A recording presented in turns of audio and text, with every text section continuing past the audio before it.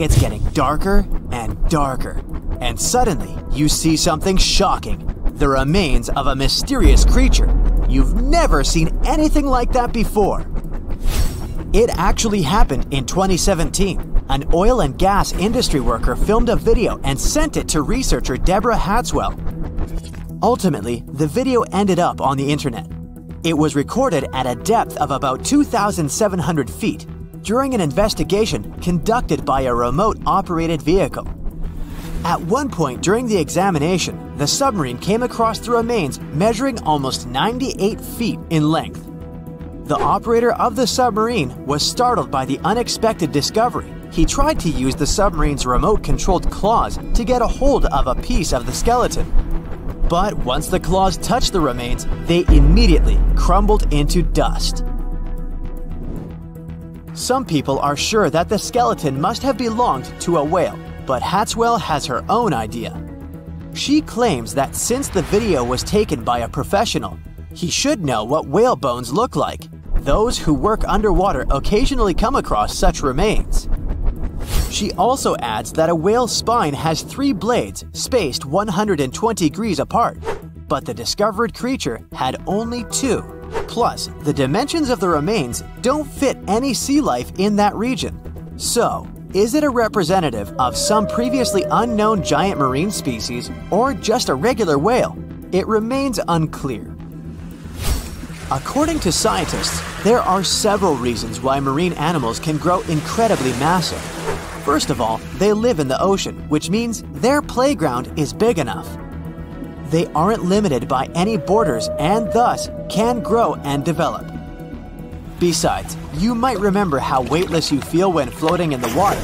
Marine giants experience the same. Unfortunately, unlike you, they can't rely on its skeleton.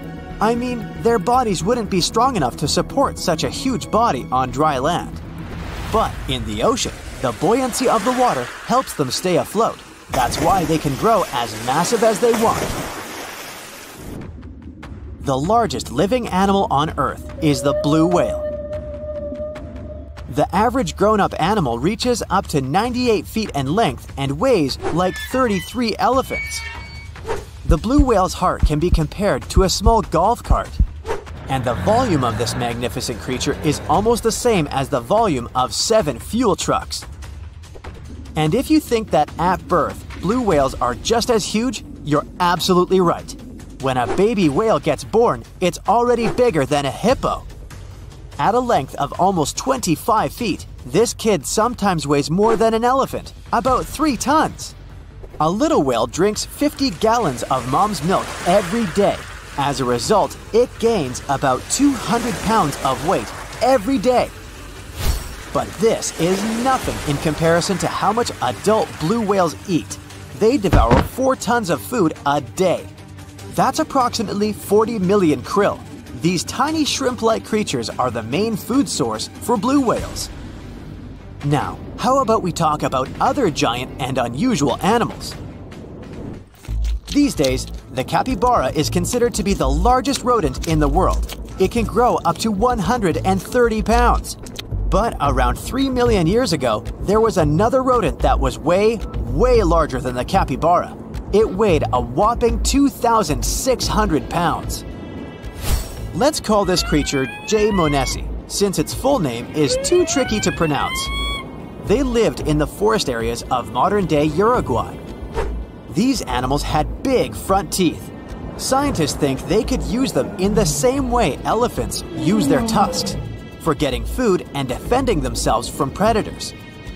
As for the animal's molars, they were small and too weak to chew tough food. At the same time, the J. monesi had a strong bite, 3 times more powerful than that of a tiger. More than 30 million years ago, a hornless rhino was roaming Earth. This giant weighed more than 4 grown-up modern elephants, about 30 tons. Even though it reached a height of 18 feet, the animal had a small skull. But its long limbs allowed it to eat branches and leaves off pretty tall trees. Even without the horns modern-day rhinos can boast, their prehistoric relatives had something unusual. It was teeth. Out of two pairs of incisors, the lower one pointed forward and the upper one leaned downward. Experts think this could help the creature hold branches in its mouth more steadily while eating them. This prehistoric rhino is still the largest known land mammal to ever exist. The Argentinosaurus is considered to be one of the largest dinosaurs to have ever roamed the surface of the planet. This creature was discovered in 1987 in Argentina, hence the name. The length of this colossal herbivore that lived around 90 to 100 million years ago could be as long as 3 school buses. These dinos were pretty slow. Their top speed was around 5 miles per hour, which is the speed of a very slow taxiing Boeing 747. But no wonder they didn't rush. Imagine carrying such a huge weight every day. Scientists haven't figured out yet how these enormous animals held their necks vertically or horizontally. The problem is that in a vertical position, the Argentinosaurus's heart would have experienced enormous pressure. After all, it would have had to pump an impressive amount of blood, 40 feet into the air, and repeat it 60 times every minute. The green anaconda is one of the largest snakes on the planet, considering its length-to-weight ratio. The average specimen might not be the world's longest, but the snake's enormous girth makes it twice as heavy as other huge reptiles. This creature is rather clumsy on land, but sleek and fast in the water. It can also lay in wait for hours while almost totally submerged. The saltwater crocodile can grow up to 23 feet in length. It's the most massive modern reptile. The largest males can weigh as much as a small hippo. Females are usually twice smaller. These super predators have the most powerful bite among reptiles. They hunt by hiding near rivers and waiting for animals to come to drink water. They also don't hesitate to strike people. The largest living organism on dry land might be a particular honey fungus which grows in the Blue Mountains in Oregon. It spreads over an area equal to 1,700 soccer fields, and although it may sound incredible, the fungus can be from 2,400 to 8,650 years old. The only part of this huge thing you can accidentally spot is small brownish mushrooms on the ground. But even if you take a usual mushroom, what you see is only 10% of the whole deal. The biggest part is hidden from your eyes underground. But while ordinary mushrooms feed on plants and fallen leaves, the honey fungus is much more dangerous. It's very harmful to the trees growing nearby. The fungus attaches itself to tree roots and feeds off of them. Unfortunately, this process damages trees slowly and irreversibly. And if you have doubts about whether this fungus colony can be considered an individual organism, don't worry, it passes the test. It perfectly fits the definition because the fungus consists of genetically identical cells which communicate, coordinate themselves, and share a common purpose. According to rough estimates, the weight of the Oregonian humongous fungus may reach 441 tons. That's much heavier than the blue whale. But even if some animal isn't the largest in the world, it doesn't mean it can't surprise you. For example, a 1-inch long subtropical shrimp disorients its prey with a sonic boom. As loud as a sonic boom once produced by the supersonic plane Concorde. This sound stuns the prey, and the shrimp can catch it without too much effort. The water is bubbling under the fishing boat as if something is coming up out of the water. It gets closer and closer. The water seems to boil. Suddenly, you see giant jaws and glistening teeth. Seconds later, a huge shark jumps out of the water and crushes the boat in one bite. It was the megalodon, the largest fish that ever existed on Earth. Now, we pictured the megalodon as this, an enlarged version of the white shark for a long time. But scientists continue to argue about its appearance. So far, they agree that the image of this giant shark was wrong.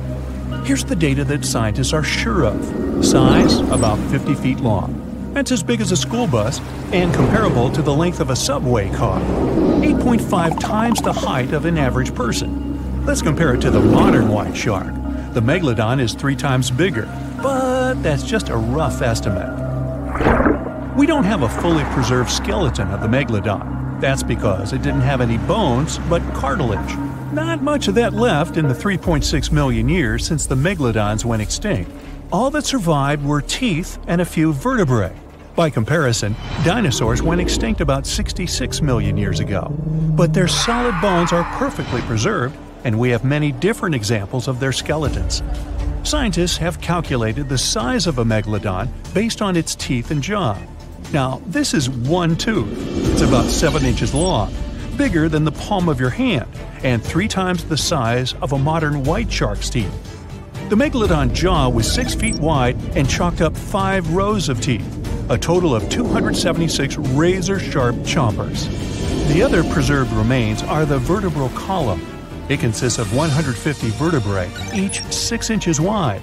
They contain much calcium because, well, megalodon love fresh cold milk. Nah, it's because the vertebrae had to withstand the enormous mass of a giant shark. Based on those fossils, scientists created a model and calculated only the approximate size of the megalodon. But it could hardly have been any bigger. It's all about breathing. The bigger the fish, the more oxygen it needs, which means a larger gill area. That's the organ that filters the water and collects oxygen. If the megalodon were any larger, it would have trouble breathing. So, scientists believe that 50 feet is the maximum size of an individual. On average, they were a few feet smaller. Now, let's talk weight. On average, one megalodon weighed about 30 to 35 tons. By comparison, a white shark weighs 1 ton, which is 30 times less. Hey, trust me. A school bus is 4 times lighter at 7.5 tons. The weight of a megalodon can be compared to an empty Boeing 737. But the modern blue whale beats the megalodon in size and weight. 98 feet long versus 50, almost twice as long. Blue whale's weight is about 180 tons. That's like 6 megalodons or 6 passenger planes, or like 33 adult elephants. Hey, don't you love the comparisons? Now, about the appearance of the megalodon. Scientists believe it didn't look like a white shark. The megalodon belongs to a different fish family and most likely looked like a giant sand tiger shark. Flattened snout, small eyes. Its dorsal fin is moved backwards. The sand shark has 2 dorsal fins about the same size. The coloration is light brown with a white belly and may have had brown-red spots like a sand shark all over its body. We used to think of the megalodon as something scary from the first finds of its fossils. That was back in the Renaissance era. People found some teeth in the rocks. At first, these teeth were thought to be the tongues of dragons or snakes. And here's the first drawing of what the owner of these teeth supposedly looked like. A massive snout with a scary nose and a bunch of razor-sharp teeth. We also have the evidence that megalodons were brutal hunters, kings of the food chain. The first combat tool in their arsenal was the battering ram. The megalodon was a slow swimmer, though. It could only accelerate up to 11 miles per hour. In comparison, the modern white shark can reach 35 miles per hour in a dash for its meal. The fastest human swimmer could only go 6 miles per hour. Well, good luck with that. But the megalodon had incredible mass. Though slow, its battering ram had tremendous power. The megalodon would take its prey by surprise. It had only one chance to hit it. If it missed, it would take too long for a second round. The maneuverability of the megalodon was comparable to a large truck. But if the ram was successful, the prey was stunned and couldn't move. At this point, the megalodon aimed at vulnerable spots, like the fins and tail of the prey. Scientists have found many ancient whale remains with megalodon tooth marks. It turned out that the giant shark knew where its prey's vital organs were located and could strike at them. When the prey was immobilized, the megalodon bared its teeth. An adult person could easily fit into its open jaw at full height. And according to various estimates, the bite force of the megalodon was almost 11 tons. Now imagine the weight of 3 SUVs concentrated at the tip of a sharp tooth. That's 9 times the power of the largest white shark bite, and 6 times the power of the modern record holder for biting, the saltwater crocodile. Here, look at a map of where the remains of the megalodon were found. South and North America, Europe, Asia, Australia. It was the master of all seas and was comfortable anywhere on our planet. We've even found some remains of the giant shark in freshwater sediments. Perhaps it wasn't afraid to enter rivers to hunt. Now, other scientists say that maybe the megalodon wasn't even a predator, all because of its size. It couldn't swim fast. It couldn't even make short dashes like the white shark. If prey tried to escape, the megalodon didn't rush into pursuit because it could never catch up with it. Another problem is the skeleton of the megalodon. The cartilage is weaker than the bones, so the musculature of the giant shark was not as massive and robust in the first place. The megalodon may even have been a scavenger and never got into fights. This is one of the reasons why ancient sharks became extinct. Megalodons like shallow, warm waters, with temperatures ranging from 53 degrees Fahrenheit. But over 3 million years ago, the climate turned colder. This deprived the megalodons of territories and plenty of food. The primitive whales that had been the main diet of the giant sharks began to disappear. Faster predators took the remnants of food. The megalodon started to starve. In evolution, a new player entered the field, the toothed whales, ancestors of the modern killer whales. They lived in packs and had bigger brains than the megalodon. So, over time, they started to compete with the megalodon. They took advantage of its clumsiness. A group of killer whales could easily win a competition against a giant shark. Many scientists believe this was the reason for the disappearance of the largest shark in the world. But there are theories that the megalodon is still alive and roaming the dark waters of our planet. Several Australian fishers have allegedly encountered a shark of incredible size, but no one can confirm these testimonies. Fans of this theory believe that giant sharks can hide in deep waters away from human eyes. In the Mariana Trench, for example, it's the deepest place on our planet. It's deeper than if you stuck Mount Everest in the water, and we've even found the teeth of a megalodon there. But science says that such a giant shark couldn't live in the Mariana Trench for many reasons. One, it's too cold. The megalodon was probably a cold-blooded fish, so it had to use the warmth of its environment to survive. But the water in the Mariana Trench is cold, about 40 degrees Fahrenheit. That's because the deeper down, the less sunlight gets in there. The second reason is pressure. Every 30 feet deep increases the pressure by 1 atmosphere. That is, at the depth of 100 feet, the water presses you 3 times harder than you would feel it at the surface. The weak muscles and cartilage of the megalodon wouldn't allow it to dive too deep into the Mariana Trench. And, most importantly, food. The farther from the ocean's surface, the fewer living organisms. Megalodons used to eat primitive whales, ranging from 10 to 20 feet. Small fish only inhabit the Mariana Trench. A megalodon would never be able to catch one. And, judging by its size, all the megalodon did was eat and then look for food again. Compare its weight to that of a human. The average human should get about 2,000 calories a day with an average weight of about 180 pounds. The megalodon weighed 470 times that and needed many more calories. So, even all the fish inhabiting the Mariana Trench could hardly feed a megalodon for even a few days. So, all these theories, of course, are not true. But still, it's just smart to be careful out there. Know what I mean? Some sharks have an eerie ability to spit out their stomach and then pull it back into place. Well, that would be handy. Most sharks eat huge amounts of food, but the problem is they can't digest everything they've gulped down. So they need a way to get rid of such stuff as sea turtle shells and beaks, bird feathers and bones, lobster claws and whatnot. And then these amazing creatures willingly barf up their whole stomach, along with all the contents. After the shark is done, it pulls its main digestive organ back in, and the entire process usually takes no more than a second.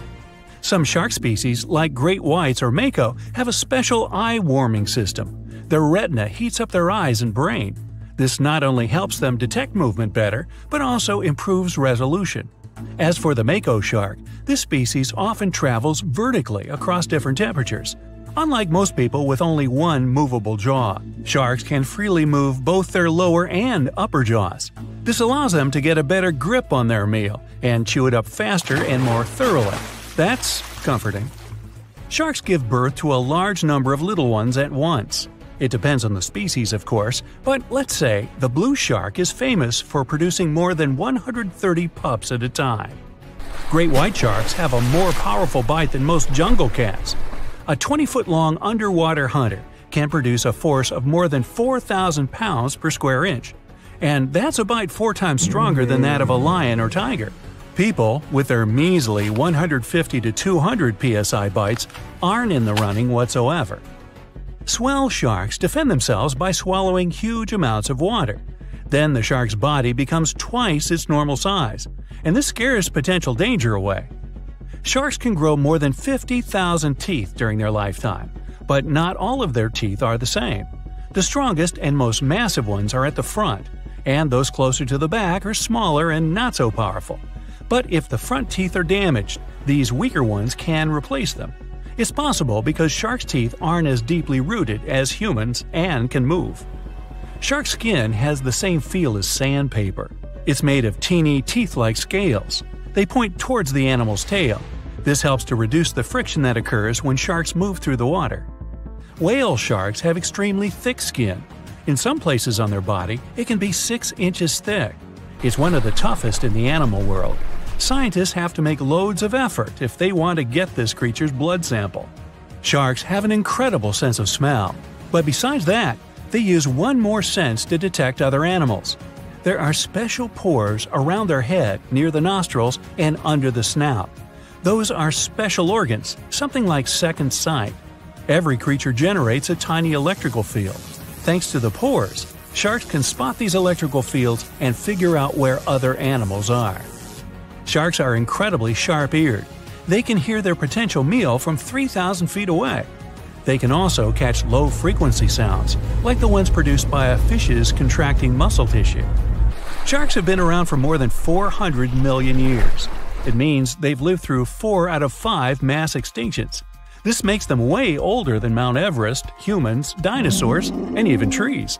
These creatures go back to the period when coral reefs were just beginning to form.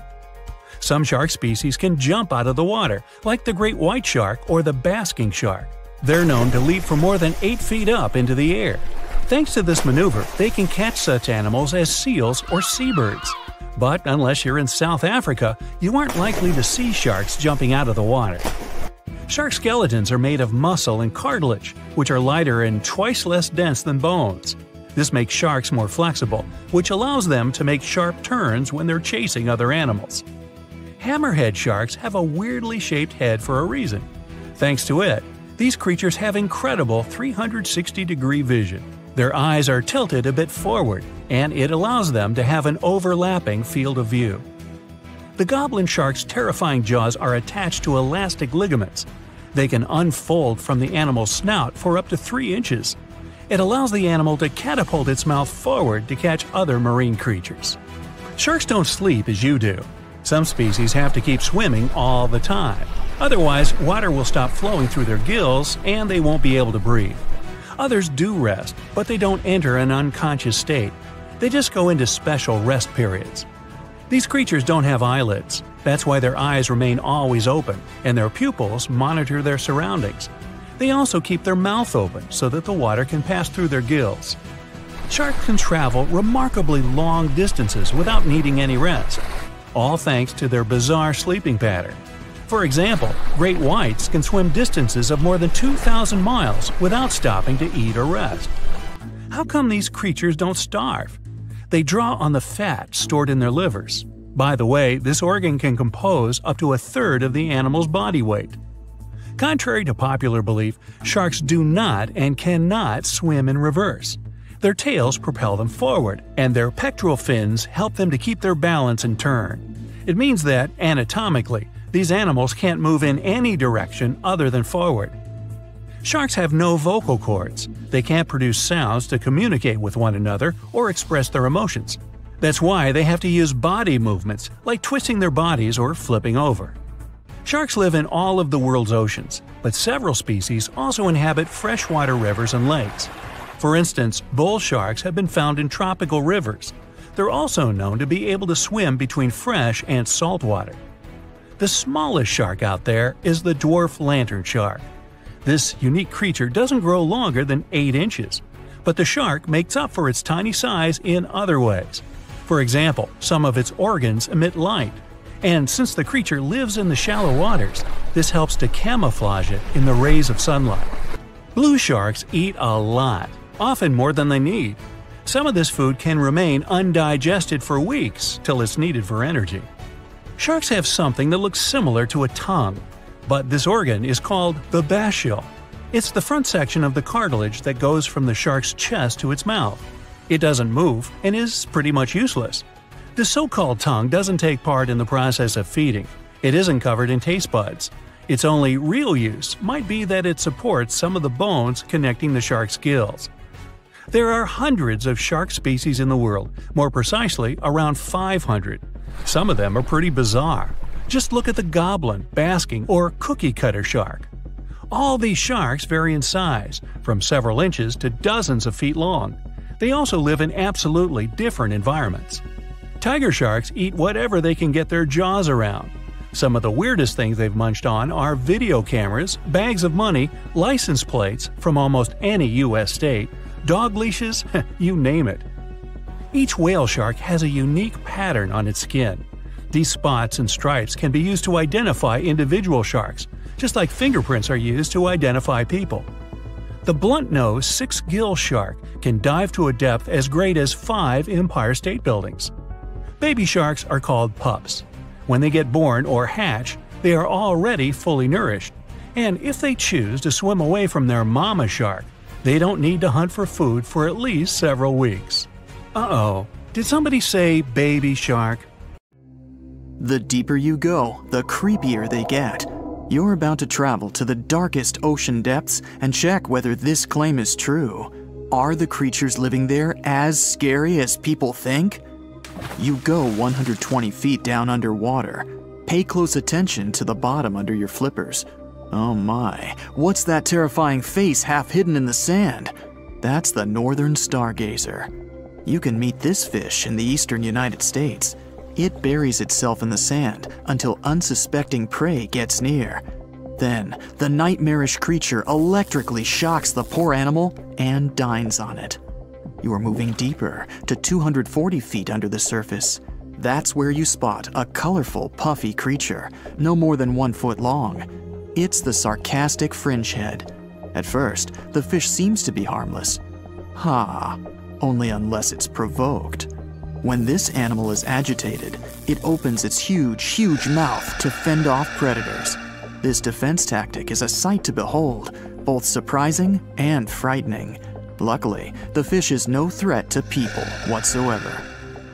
The creature you see next can comfortably live in shallow waters, but you meet it at a depth of 900 feet. You don't even need to wonder why the animal's called the Game of Thrones brittle star. Unlike starfish that slowly crawl across the seabed, this creature moves fast. It wriggles its long, flexible arms to get from point A to point B. Its body is protected by a hard calcium carbonate shell. Also called snake stars, these creatures are tiny and easily fit in nooks, cracks, and small crevices in rocks. At a much greater depth of 2,000 feet, you come across the giant squid. For a long time, it was thought to be a creature from legends rather than a real animal. The giant squid was first caught on camera in 2001, and it's exactly as big as its name implies. The creature's eyeballs are the size of soccer balls, and the squid itself can weigh up to 600 pounds. Almost 3,000 feet below the surface, you get spooked by another creepy-looking animal. It's somewhat red and rather small, no longer than 1 foot long. As you approach the creature, it looks rather docile, or maybe just indifferent. The vampire squid, that's the animal's name, looks like an umbrella with tentacles. It doesn't even produce ink, so you leave it alone. Soon after that, at a depth of 3,200 feet, you meet the cookie-cutter shark. This creature is a parasite. It attaches itself to big fishes, dolphins, whales, and sometimes even people. Then, using its neatly arranged serrated teeth, it gouges out cookie-sized pieces of meat. This nasty glowing animal doesn't grow larger than 20 inches and lives in the ocean twilight zone. At a depth of 3,300 feet, the light becomes a rare and valuable thing. The animals living that far away from the surface have to evolve unusual features to survive. That's how the barrel-eye fish ended up with a transparent head and two super-sensitive barrel-shaped eyes. Right now, pretty much like always, they're pointed upward, allowing the fish to see potential prey and you. Almost 4,000 feet below the surface, you see something droopy and saggy. The blobfish doesn't have a skeleton or any muscle. Its jelly-like flesh lets the creature survive incredible water pressure. Despite its appearance, the blobfish is an ambush predator. It usually lies very still on the bottom, waiting for unsuspecting prey to swim by. You go a bit deeper and spot a creature that looks particularly ghastly. The goblin shark senses prey with its snout. The creature's terrifying jaws are attached to elastic ligaments. When some animal comes too close, the shark catapults its mouth forward to catch it. If your mouth could do the same, you would be able to eat things dangling 7 inches away from your face. Even deeper than that, at 5,000 feet, you notice another member of the shark family. The frilled shark looks like an overgrown eel, but its gills are lined with red fringe at the edges, hence the name. The creature's horrifying mouth has 25 rows of razor-sharp backward-facing teeth, 300 in total. The shark prefers to hover in the water, waiting for its prey to come closer.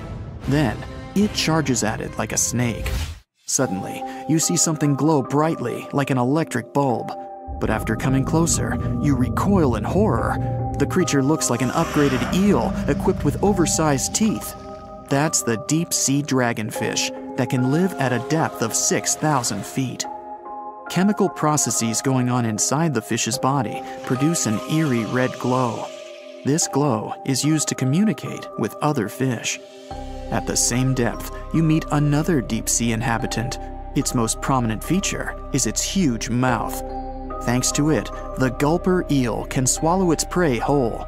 Its stomach can expand to a terrifying size when it needs to fit something large. At a depth of 6,600 feet, you come across an angry-looking creature with a fishing rod over its head. It's the deep-sea anglerfish. The animal has an unusual dorsal spine, even though it's worn only by females. It protrudes above their mouth and has a lure on its tip, some luminous flesh that baits prey. The anglerfish has such a big mouth and its body is so pliable that it can swallow animals twice its own size. You're 7,000 feet down when you see another fish that's glowing in the dark. The black dragonfish is a sly creature. It has its light-producing organs arranged along its belly. The spooky creature also has gleaming flashlights next to its eyes. They help the animal find prey and attract potential mates. At the same depth, you also spot an enormous pillbug. But unlike the critter you can find in your garden, this one is at least 20 inches long. That's the giant isopod, and it is, indeed, related to the roly-poly, as well as crabs and shrimps. These creatures may look somewhat scary, but they're harmless. They feast on other deep-sea animals only after those have passed away. At a depth of 13,000 feet, you notice the ocean floor has become a bit fluffy. That's because it's covered with zombie worms. These creatures rarely grow to be more than 2 inches long, and still, they can break down fairly large animals, so strong the acid they produce is. The worms' feathery appearance makes them look like plants, but the truth is, these creatures munch on rock-hard bones of the world's largest animals, such as whales. The grid-eye fish almost scares you out of your mind soon after that. This creature has a pair of large greenish oval plates on the top of its head and no eyes whatsoever. Experts believe that these bony membranes detect light coming from predators, saving the fish's life. You're now 3 miles down below the surface, and that's where you spot something bizarre on the bottom. It's definitely a fish, but it's standing on the ocean floor on 3 long, rigid legs. Ah, it's the tripod fish. Curious rather than scary. This creature has adapted to the almost complete darkness by giving up on its vision. It has to rely on vibration and touch to sense prey. And then, the fish uses its fins as hands to transport food directly into its mouth. You don't have time to go any deeper before you spot the faceless fish. This slightly off-putting creature has no eyes, and its mouth, smiling a Mona Lisa smile, is underneath its body. For the first time, the faceless cusk, which is the creature's official name, was seen more than a century ago. The next time it happened was only in 2017. Once you've reached a depth of 6 miles below the surface, you see deep-sea cucumbers. These bizarre creatures are much bigger than their shallow water relatives. They spend most of their time on the sea floor. But if they need to escape predators, they are able to swim away. Deep-sea cucumbers have bright purplish coloring, tiny feet, and tentacles that surround their mouths. Cute. The question is, why do these deep-sea creatures look so scary? Life is very different there, at the bottom. Tremendous water pressure, a lack of food, and constant darkness. You have to adapt to survive in such extreme conditions. You're entering the territory of an amazing but abandoned wildlife park. The animal cages are overgrown with grass. Small houses have been left for a long time, and cobwebs and mold are everywhere. You walk into a dark building and see a green glow ahead. You approach and realize it's a large water tank. There's old green water in it, but you're attracted by the silhouette of a huge fish inside. You've just found a great white shark. Its body is in a formaldehyde solution, keeping it almost perfectly preserved. In 2012, Wildlife Wonderland in Australia ceased its operations. All the animals were moved from there, but the shark was forgotten. In 2018, urban explorer Luke McPherson visited this abandoned place and posted a video of the embalmed shark. The video got millions of views, and the shark got a name, Rosie. Since then, the park has attracted many tourists. Unfortunately, vandals were among them. The fish tank was damaged and graffiti was painted on it. People demanded to save the unusual find, and a few months later, when the shark tank was almost destroyed, it was moved to another working exhibition center. There, they restored the tank and renewed the liquid in it so the shark could retain its appearance. The next abandoned place is much scarier. Probably because of this, it attracts lots of visitors. We're in the Czech Republic, in the small village of Lukova. It's very beautiful here, with small houses, cozy streets, and rich nature. Among the trees, you suddenly notice the silhouette of an old chapel. Before you go inside, you realize it's completely abandoned. You see old bricks with faded paint on the walls and a rusting metal roof. It looks a little creepy. You make a step inside. If some travelers discovered this place at night, they would run away screaming from what they saw inside. There are patrons in the chapel. Most of them are sitting on benches, and some are standing. They don't move because they are plaster statues. But the most terrifying thing is that each statue is covered with a white sheet. In 1968, the chapel roof began to rot. Eventually, it collapsed, and residents stopped coming here. In 2014, an artist made some plaster statues and placed them here to make it seem as if the building was haunted. This installation attracts tourists from all over the world, which helps gather the money to restore the chapel. We're in the US now, driving along Vashon Highway. There's a dense forest on both sides of the road. You get to the bus stop and get out of the car. To see the strange find you've heard about, you need to go into the forest. You wade through bushes, mud, trees, and there you are. At first, you see nothing special, but then you look up. There's a rusty red bicycle, literally inside a tree. It's become a part of the forest. The wheels and handlebars stick out, and everything else is inside the trunk. It turns out that in 1954, a local boy was given a bicycle, but he was not very happy with his gift. The tires were very thin and hard, and the handlebar looked like it came from a child's tricycle. One day, this boy was playing in the woods with his friends, and only he had a bicycle. When everyone started to go home, the boy just left the bike by the tree. The tree continued to grow, and the bike became part of it. Let's leave cold, dark places and come right to the center of the Southern California desert. The sun is very hot, and there's no one around. Only sand, dry brush, and mountains are in the distance. A couple of hours have passed. You're thirsty. The sun burns your skin, and suddenly you see water. Or is it a mirage? You approach in hopes it isn't.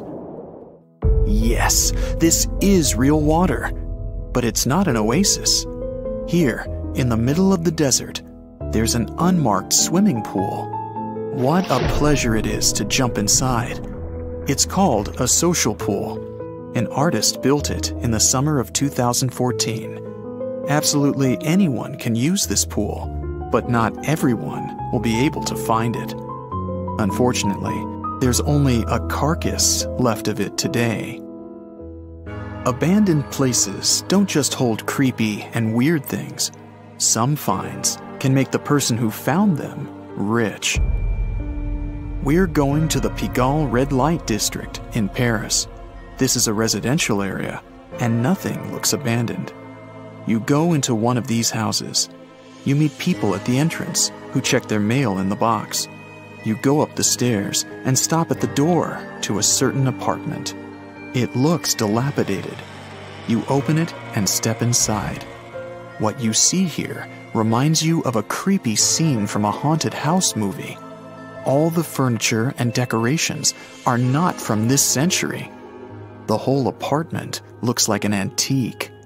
A thick layer of dust covers every inch of this place. Old, creepy dolls and stuffed toys lie on the tables and the floor. Add a disturbing tune from a music box, and you have a full horror set.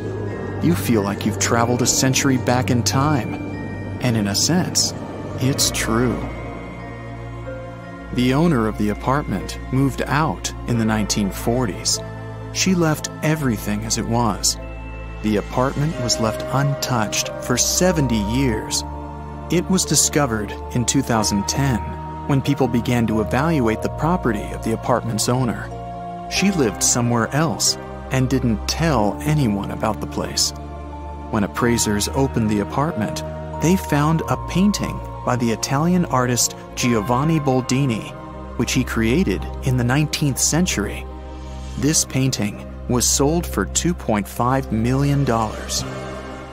Now we go to another desert, in Namibia. Here, among the dunes, not far from the ocean coast, you find a dried-up lagoon and an old sunken ship half buried in the sand, or rather, what's left of it. The age of this Portuguese vessel is about 500 years.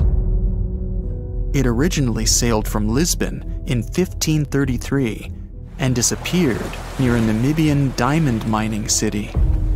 Walking among the wreckage, you can find ship parts from those times, but the most interesting thing is a chest with gold coins. The net worth of the entire ship, along with the valuable treasure, is estimated at over $12 million. The wreckage was discovered by geologists in 2008, but its full glory was only uncovered 8 years later. And now you're walking down New York streets, passing a dark, deserted alley where you see some trash bins. You notice a painted canvas sticking out of one of them. You take it out of the trash, and it turns out to be a painting. The image isn't very clear, but it looks beautiful. You decide a piece of art doesn't belong in the trash, and take it home.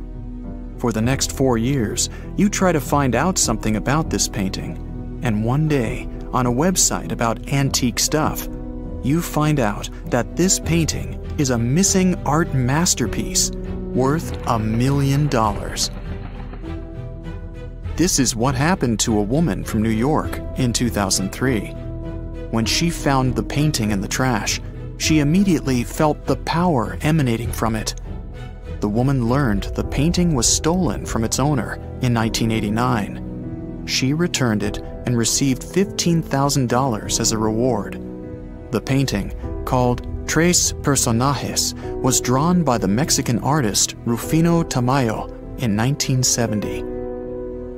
A collector bought this work of art as a gift for his wife, but a few years later, the painting was stolen while the couple was moving into a new home. Now let's finish our journey with the most grandiose and large-scale find. We're in Turkey. You've been living in an old house for a very long time, and you want to redecorate the place. You throw out all of your obsolete stuff, and then remember, you have an old basement.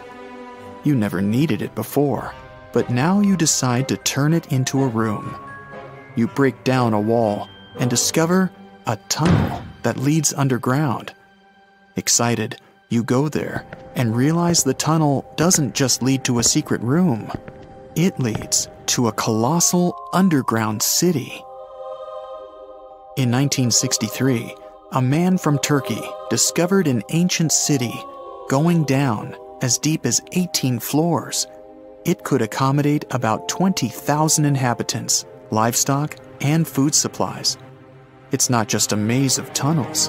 There is a chapel, a school, stables, kitchens, and other attributes of civilization. The city was founded in the Byzantine era over 1,000 years ago. It was likely built as a shelter from natural disasters and wars. The coolest detail, though, is that it's not the only underground town. It adjoins many other tunnels that stretch for several miles. Think you know what lurks in the depths of the ocean? While nearly 95% of our oceans haven't been explored yet, it's hard not to let your imagination run wild. But thanks to brave explorers, deep-sea cameras, and awesome archaeologists, we do know about some pretty incredible sea creatures living in our waters today, and millions of years ago. From the 9-foot spider crab to the 60-foot prehistoric megalodon, these sea dwellers come in all shapes and sizes. But let's focus on sea creatures famous for their huge size. Can you guess which living species of whale is the largest? Well, it's not the orca, but that's a good guess. The orca is a toothed whale that can grow to anywhere from 23 feet to 32 feet, which is slightly smaller than a school bus. How about the narwhal? Nope, they're not the biggest either. These unicorns of the sea live mainly in Arctic waters and only grow 13 feet to 20 feet in length, and that's including their 9-foot tusk. Tired of guessing? Okay, I give in. The largest whale that still exists today is the blue whale. At a jaw-dropping 82 feet to 105 feet, the blue whale is not only the biggest whale we know of, but is currently the largest animal to have ever lived on Earth. Seriously. These animals are bigger than a T-Rex, and even the prehistoric megalodon. If you were to put a blue whale next to a school bus, it would look like it could swallow it. Think about that. According to National Geographic, a blue whale's tongue can weigh the same as an elephant. And their hearts can weigh as much as a car. That doesn't even sound possible. It's no wonder these giants need to eat about 4 tons of krill every day. While there aren't too many animals living today that can compete with the blue whale's epic proportions, there is an entirely different species that is a good contender, and it's not quite what you would expect. It's a jellyfish. No, I'm not talking about the little jellyfish that wash up on the shore and ruin a perfectly good day at the beach. I'm referring to the lion's mane jellyfish, the biggest jellyfish around. This invertebrate can grow up to 120 feet long. They also come in different gorgeous colors like red, purple, or even shades of orange. As if their length wasn't impressive, the lion's mane jellyfish boast a whopping 8 sets of 70 to 150 tentacles. That means they can have up to 1,200 in total. And here's the giant oceanic manta ray, the largest type of ray in the world. Their wingspan can be longer than a bus. These guys can reach 30 feet in length. They also have the biggest brain compared to body size among all fish. Unlike their stingray cousins, mantas don't have venomous tails. And while the lion's mane jellyfish and the blue whale are yet to be beaten for the longest sea creature, there is one marine creature that can grow even larger in length. The Portuguese Physalia physalis, tentacles and all, can reach a length of 165 feet long, and that's according to mentalfloss.com. While this thing may look a lot like a jellyfish, it's actually known as a siphonophore, and there are hundreds and sometimes thousands of them that are genetically identical. Their long tentacles help the organism catch prey, and its sting is fatal to most animals, even humans in some cases. What's even creepier is that if one of the tentacles comes off the organism for whatever reason, it can float around the water for days before decomposing. Even if it's detached, this tentacle can still sting you. But don't go running out of the ocean just yet. Your chances of being hurt by a Portuguese Physalia physalis sting are pretty slim. However, if you do get stung, the side effects aren't pretty, with welts, stomach cramps, an elevated heart rate, and an upset stomach. While you don't want to go anywhere near these long creatures, they sure are pretty to look at. Check out all those colors. The Shastasaurus is the biggest marine reptile that has ever existed. These predators lived during the late Triassic period, about 210 million years ago. These amazing giants could reach lengths of up to 69 feet and weighed more than 75 tons. This made the Shastasaurus as heavy as a blue whale. And if you could stand this creature up vertically, it'd be as tall as a 7-story building. Despite appearances, the Shastasaurus was actually pretty slim for its size. Its ribcage was only 6 feet across. You'd think that this big guy was chowing down on other dinosaurs, but that's not the case at all. This reptile survived on a diet that consisted of small fish and cephalopods, like octopuses and squids. The Albertonectes is a bright representative of the plesiosaur family, meaning that this marine reptile had a small head on an incredibly long neck and large flipper-like limbs that helped it move through the water. These creatures occupied the seas around North America 76 to 70 million years ago. The length of this sea monster could reach 38 feet, with its neck taking up 23 feet of that length. Its neck was a true record breaker. It had a whopping 76 bones in it. No other animal known to humankind has had so many vertebrae in its neck. Scientists aren't sure why they needed such a lengthy neck. They might have used it to collect shellfish off the seabed, or perhaps it helped them capture their main prey, fish and squids. This aquatic reptile also had gastroliths in its stomachs. Some of them were as big as 5.5 inches in diameter. The Tylosaurus belonged to the mosasaur family.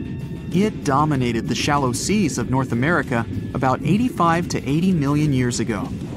This was an enormous predator, with the biggest representatives reaching 45 feet in length. It had a narrow hydrodynamic body with a blunt, powerful head that the animal used to ram and stun its prey. Its body was equipped with agile flippers and a long tail decorated with a maneuverable fin. The Tylosaurus was a carnivore, and its diet included not only fish, turtles, and small sharks, but also other mosasaurs, plesiosaurs, and flightless birds. Meet Ophthalmosaurus. This prehistoric reptile thrived during the late Jurassic period and lived in oceans all over the world. Ophthalmosaurus weighed somewhere around 6,000 pounds and grew to approximately 16 feet long, according to newdinosaurs.com. That's about the same length as the beluga whale that exists today. It's too bad these guys went extinct before we had a chance to see them ourselves, as their cartoonish wide eyes and dolphin-like features are pretty darn cute.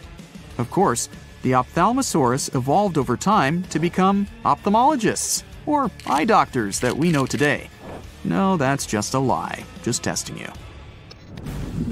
The Mosasaurus is a truly gigantic predator that dominated the seas all over the world about 66 million years ago. According to fossil evidence, some specimens could be more than 50 feet in length. This fact makes the Mosasaurus the biggest marine carnivore of its time. One of the most terrifying things about this creature was its crocodile-like head, decorated with literally hundreds of razor-sharp teeth, neatly organized in 2 rows on both jaws.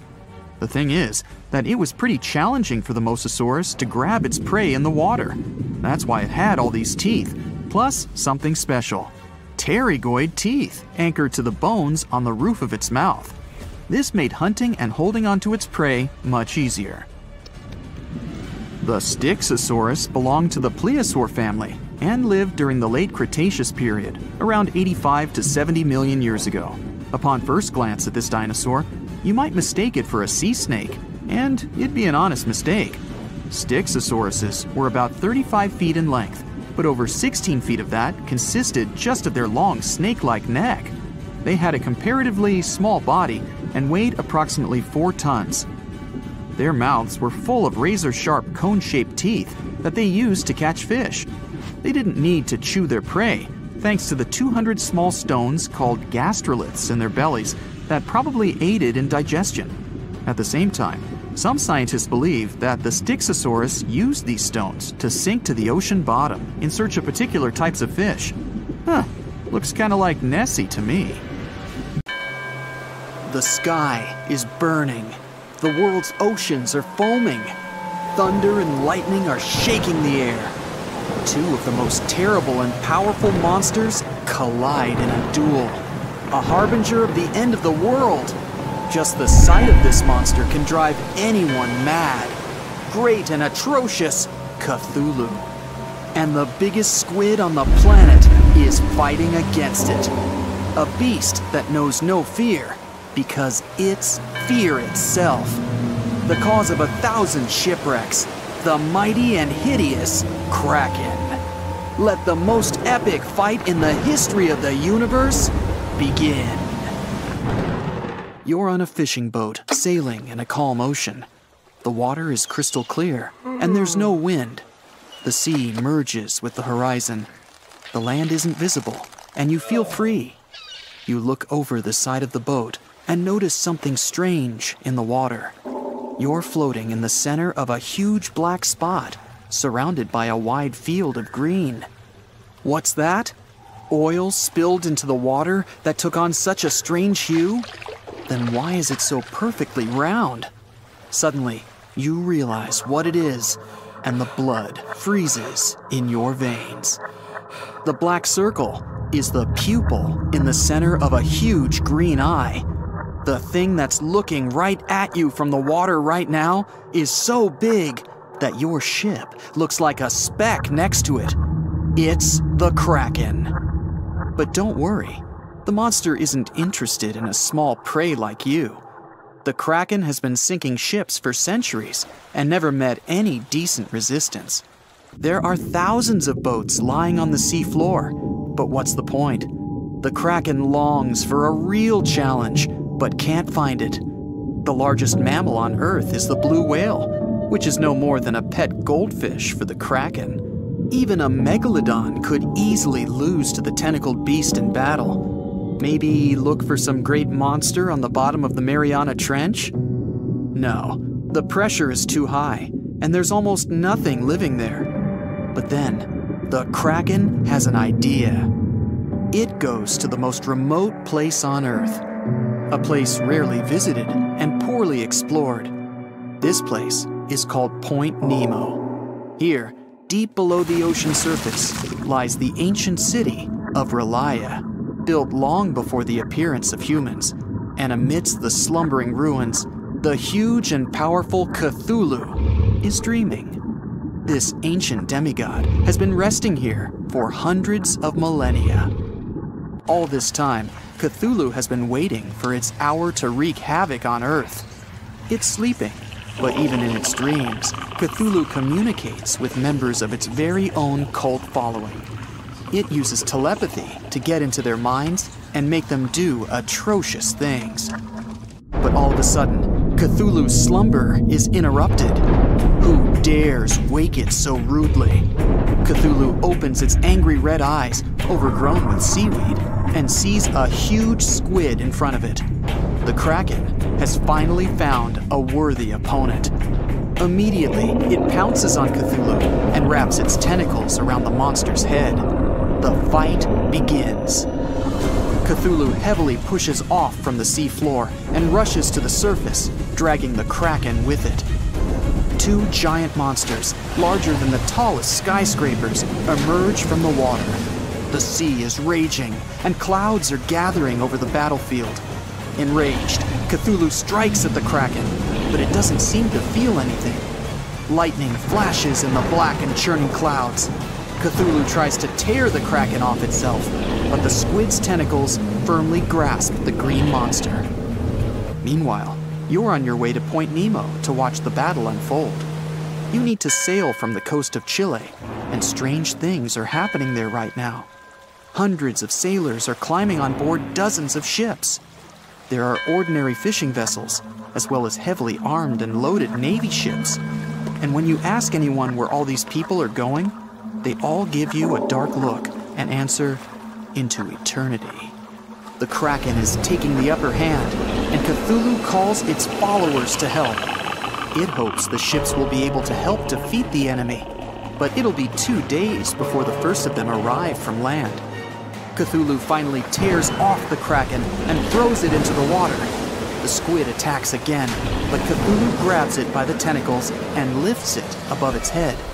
Lightning strikes the Kraken, but it's no more than a spark to the giant monster. At the same time, the entranced sailors stand on decks and look in the direction of the battlefield. At night, they fall asleep and see the same dream about the ancient city of Relia.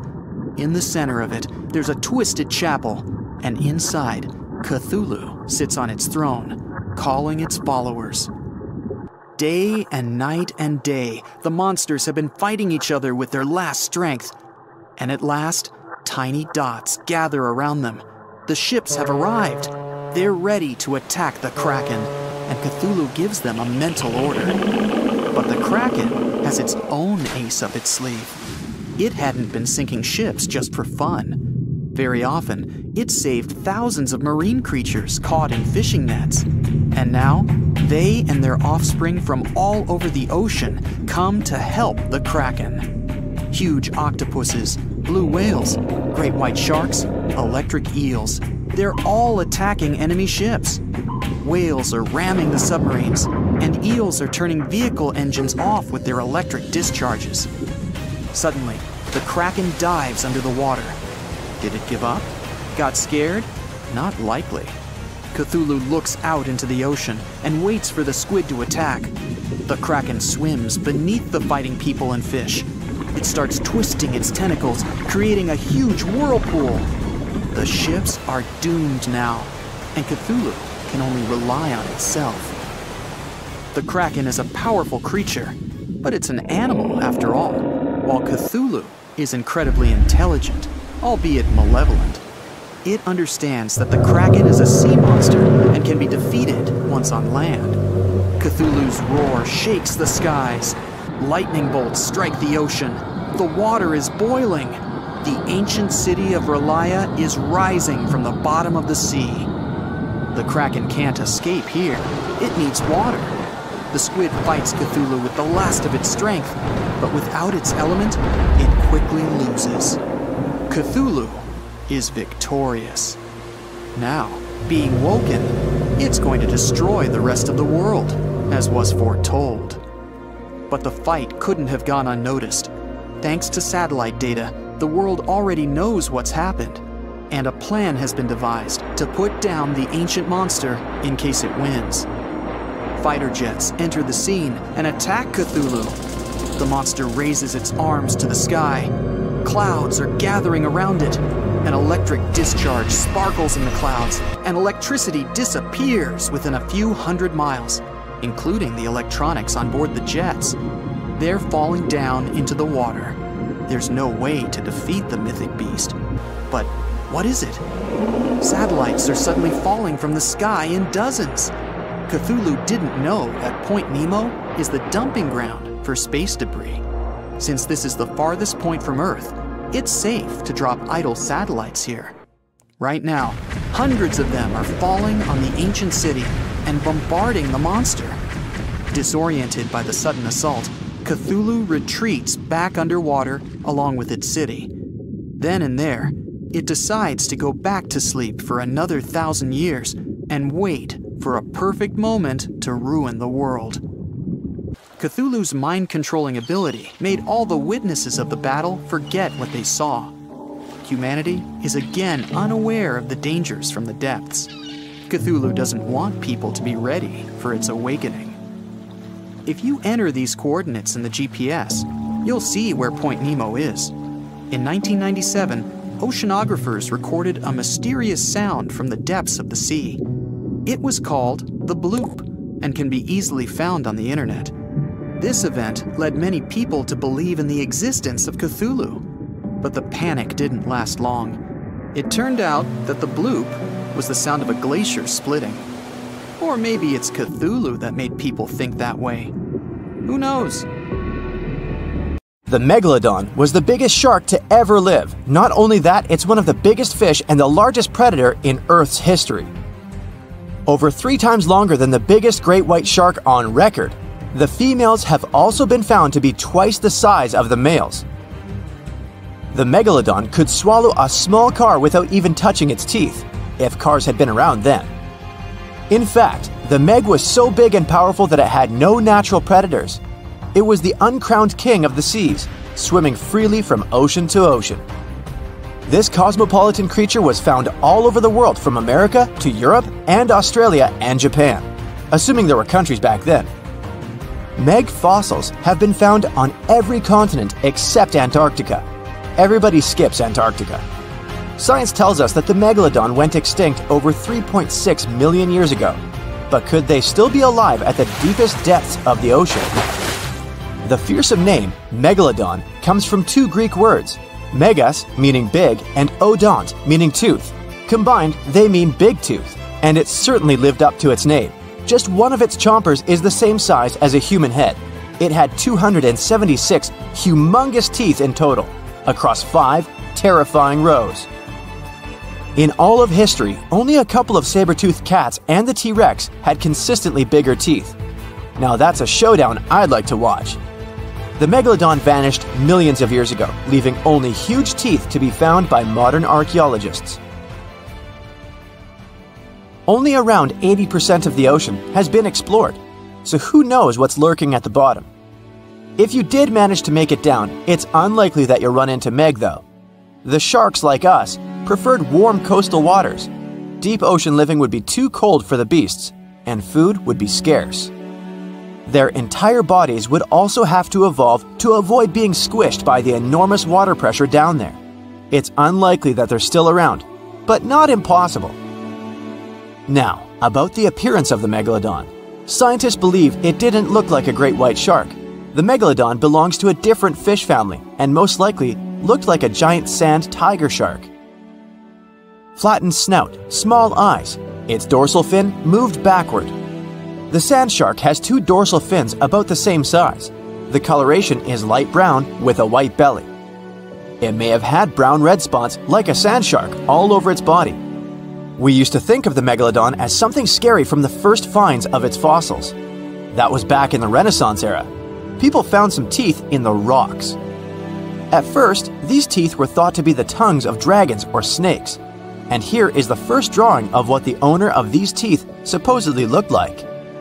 A massive snout with a scary nose and a bunch of razor-sharp teeth. The megalodon is usually described as a sort of giant great white shark, but this is just a common myth. In fact, the ancestors of today's great white existed at the same time as the Meg. But they weren't the best buddies and were even in competition with each other.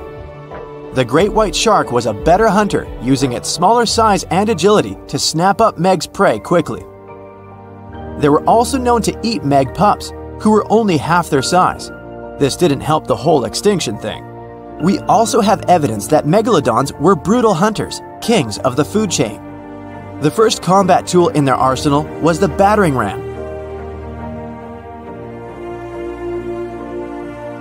The megalodon would take its prey by surprise. It had only one chance to hit it. If it missed, it would take too long for a second round. The maneuverability of the megalodon was comparable to a large truck. While a great white was no match for an adult Meg in a head-to-head fight, they sure weren't scared of stealing their food. This only left the bigger fish and whales for the Meg. But its food supplies began to run out as the whales swam to the cooler new seas. The whales adapted to prefer the colder temperatures, leaving our friend the Meg behind. The megalodons either starved or were frozen into extinction by the Ice Age. Rather than a great white, the megalodon is more like a modern bull shark. It had a short snout, a flat lower jaw, and huge pectoral fins to support its massive weight and size. As scary as they are, these sharks were actually caring family guys. Several megalodon nursery areas have been discovered in Florida, Maryland, and Panama. They gave birth to their young in shallow water environments. We know this from discovering loads of tiny megalodon teeth found in these areas. I wonder if they had nannies too. But how come there are so many megalodon teeth out there for us to analyze? Due to their messy, aggressive eating habits, sharks regularly lose their teeth. They lose a set of teeth every 1 to 2 weeks. That's 40,000 teeth in a lifetime. They must rake in a fortune from the tooth fairy. Because of this, their teeth were continually raining down to the ocean floor. Luckily for us, they're also the hardest part of the shark skeleton, which is why so many teeth have survived and become fossilized. It's fair to say the first discoveries of the Meg's teeth confused people. Early discoverers thought that the Meg's teeth were petrified tongues of ancient serpent creatures. They even used to call them tongue stones. It's also a common myth that the megalodon was around at the same time as the dinosaurs, although this would have been pretty cool. The dinosaurs were wiped out around 66 million years ago, but the megalodons came much later. The oldest Meg fossil is only around 23 million years old, but it's tricky to pinpoint the exact date. After all, calendars weren't invented yet. They became extinct way before humans even evolved. The earliest Homo sapiens, which is a fancy name for the first humans, emerged about 2.5 million years ago. But what if the megalodon shark didn't go extinct? Whale populations have dropped drastically since these guys were last around, so there'd be way fewer whales for them to chomp down on. Whales have also gotten a lot smarter and learned new defensive moves, making them way harder to take down. It's estimated that they ate around 12 tons of food each day. The Kraken is a colossal squid, a legendary sea monster, the biggest hunk of calamari you ever saw. And if this monster had existed, the world would have changed beyond recognition. The Kraken has powerful tentacles, solid muscles with suckers at the end. They're impossible to escape. The Kraken can break a ship in half, or just pull it down into the depths. But the worst thing about the Kraken is its size. According to old sailors' stories, its size is almost 10 soccer fields. Hey, maybe the Kraken could play soccer. The Kraken legends said the monster was so giant that sailors mistook it for a small island. In past centuries, it would have been impossible to defeat such a beast. If the Kraken existed in reality, it might have had offspring.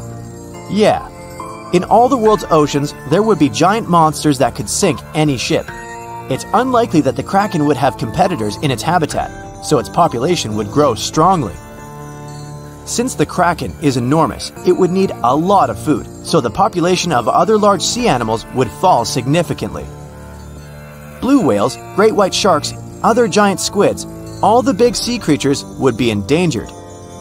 The Kraken belongs to the cephalopod genus. This species includes squid and octopus, some of the most intelligent creatures on the planet. The Kraken is a skilled hunter and will never fight in the open. Colossal squids live in deep waters and they have the largest eyes among all animals. The squid's eye is the size of a dinner plate. Thanks to this, they can see their prey from far away. Similarly, a kraken would spot the ship much sooner than sonar could pick up the kraken. It would always have the drop on you. Well, that's not good. In 1857, a squid beak was discovered on the coast of Denmark. Other huge squid remains were found in the Bahamas, and then scientists were convinced that gigantic squids existed. While colossal squid have been officially discovered since then, it's been more than 100 years and we still don't know what the max size they can grow to. The fact is, colossal squids are one of the most elusive creatures on Earth. They live in the depths of the ocean where it's challenging for scientists to reach. Any dive to a greater depth requires powerful, bulky equipment.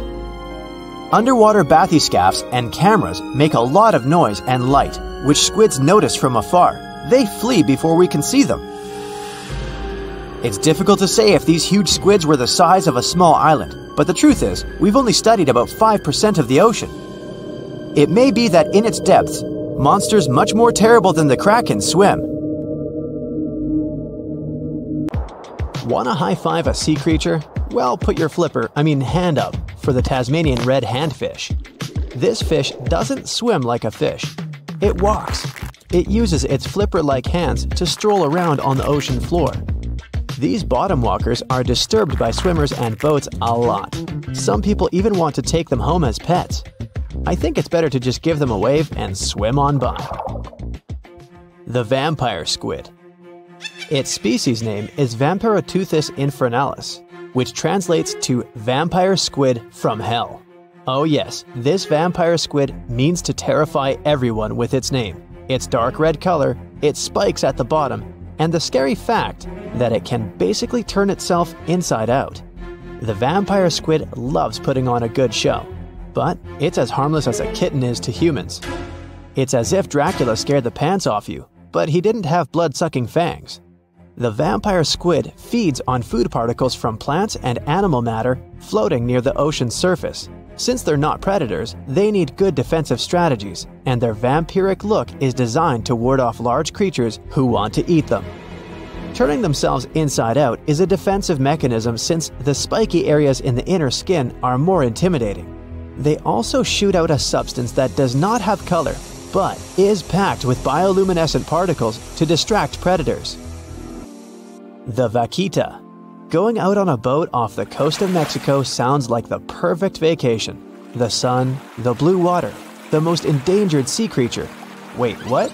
The vaquita isn't dangerous, but don't expect it to stick around to say hello or sign any autographs. It's incredibly shy.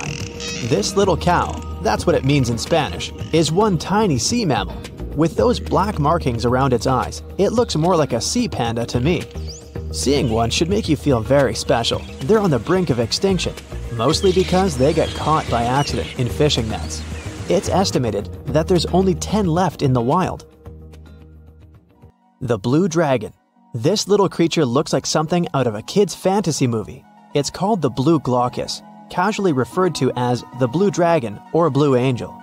It can be found in many places, the Atlantic, Pacific, and Indian Oceans. It's kind of a mollusk and it only grows to be about an inch long.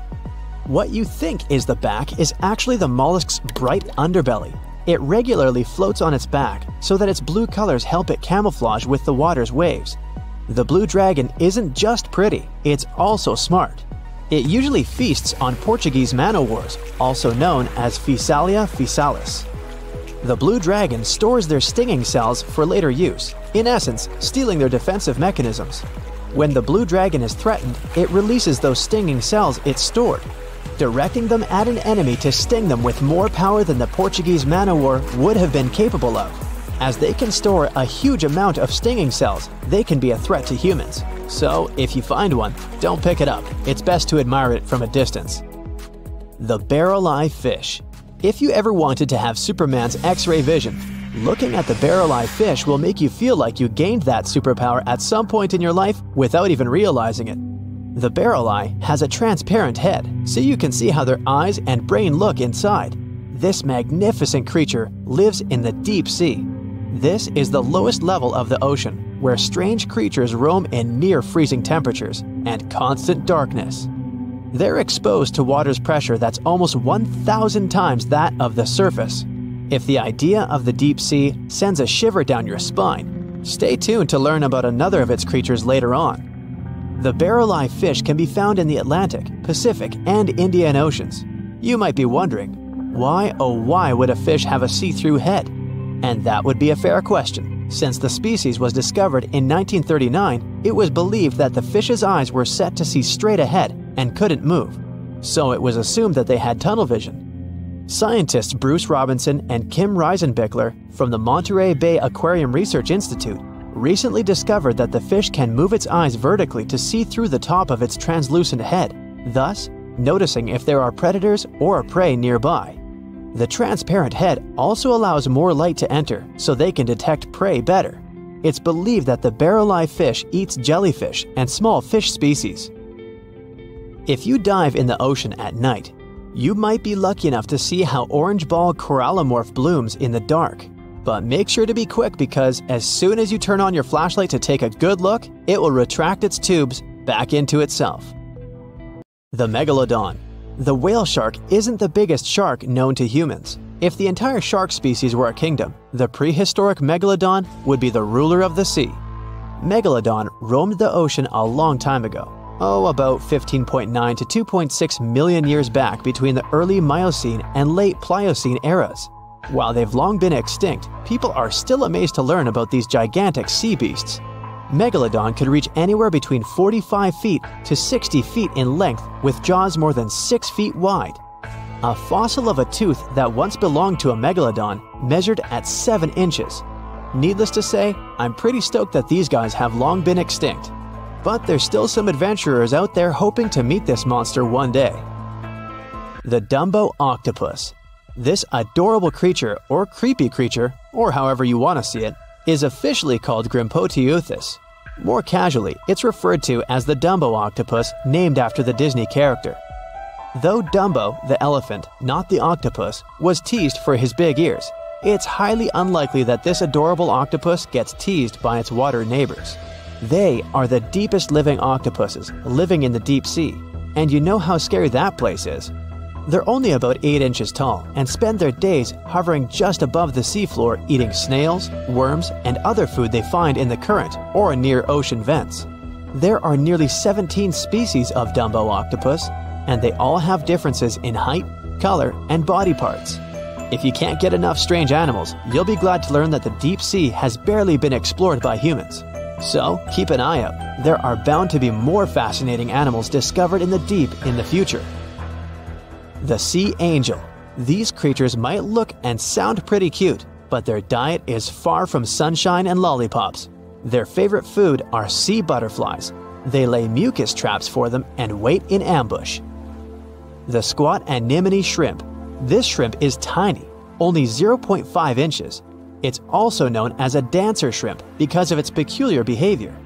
When agitated, it raises its bottom above its head and does a little dance. Divers also say it readily jumps on their hands and cleans them.